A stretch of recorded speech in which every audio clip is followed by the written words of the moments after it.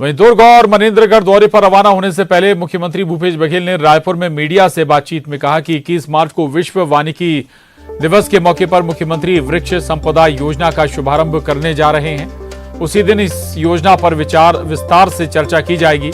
इसके साथ ही उन्होंने कांग्रेस संगठन में बदलाव पर कहा कि पार्टी के अधिवेशन के बाद जल्द ही पहले केंद्रीय स्तर पर सभी नियुक्ति करेंगे, उसके बाद प्रदेश स्तर पर भी संगठन में बदलाव होंगे।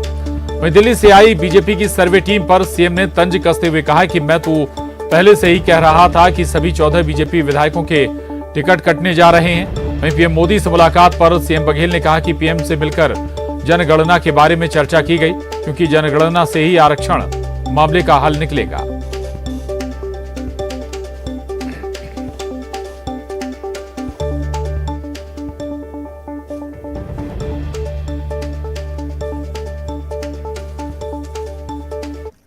वृक्ष संपदा योजना है जिसके माध्यम से जो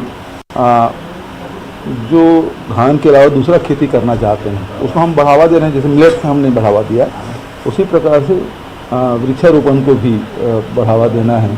तो ज़्यादा से ज़्यादा प्राइवेट सेक्टर में भी यदि वृक्षारोपण करते हैं तो वृक्ष संपदा योजना 21 तारीख से हम उसकी शुरुआत कर रहे हैं।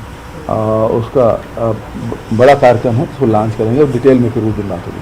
तो उस मामले में मैंने ही अध्यक्ष जी से निवेदन किया कि इसको कब तक कर लेंगे। तो वो संगठन में तो होना है, अब उसके बाद फिर महामंत्री की नियुक्ति होनी है, सारी नियुक्तियां अभी दिल्ली स्तर पे, फिर उसके बाद फिर धीरे से भी प्रदेशों में भी जाएगा। तो वो चर्चा अध्यक्ष जी से मैंने की। वो तो सीधी सी बात मैं पहले ही बोल रहा था, ये जो 14 बचे हैं वो किसी टिकट पक्का नहीं है ना। वो मैंने अजय चंद्राकर भी मोहन जी को कहा आप ज़बरदस्ती अपना नंबर बढ़ाने के लिए हाँ अपना गला खराब करते हैं, लेकिन उससे कुछ फर्क नहीं पड़ना है। टिकट मिलेगा कि नहीं मिलेगा इसकी भी गारंटी नहीं है।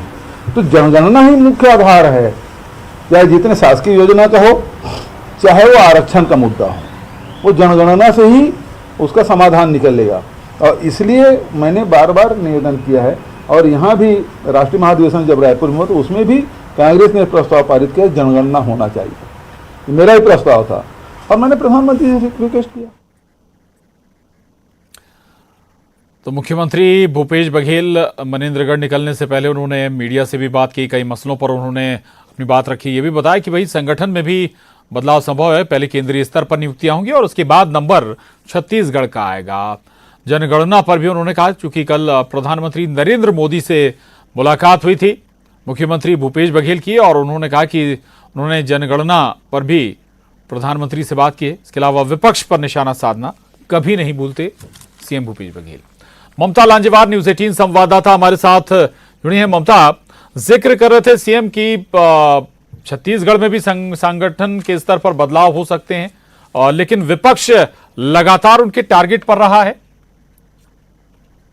ममता, मनेंद्रगढ़ रवाना होने से पहले मुख्यमंत्री भूपेश बघेल ने बातचीत की और इसी पर जो है उन्होंने बताया कि संगठन में आने वाले समय में किस तरह के बदलाव देखने को मिल सकते हैं। हालांकि प्रदेश अध्यक्ष बदले जाएंगे या नहीं ये भी अपने आप में देखने वाली बात होगी, लेकिन CWC मेंबर्स के जो सिलेक्शन होने हैं उसको लेकर भी उन्होंने बातचीत की। दूसरी बात अगर हम बात करें तो उनसे एक सवाल किया गया था कि बीजेपी ने दिल्ली से एक सर्वे टीम भेजी है जो यहाँ पर सर्वे करेगी कि किन चेहरों को जो है वो आने वाले समय में चुनाव में विधानसभा चुनाव में उतारा जा सकता है। इसी पर उन्होंने कहा कि मैंने तो पहले ही कहा था कि जो बाकी अभी जो 14 बचे हुए हैं उनकी भी टिकट कटने वाली है। और बेवजह जो है उन्होंने तंज कसते हुए कहा, चूंकि अजय चंद्राकर के बयान अमूमन ट्वीट्स आते रहते हैं, तो उन्होंने कहा कि बेवजह अजय चंद्राकर हो या डॉक्टर रमन सिंह बयान देकर अपना गला खराब करते हैं, लेकिन इससे कुछ होने वाला नहीं है, कोई ध्यान आकर्षित होने वाला नहीं है।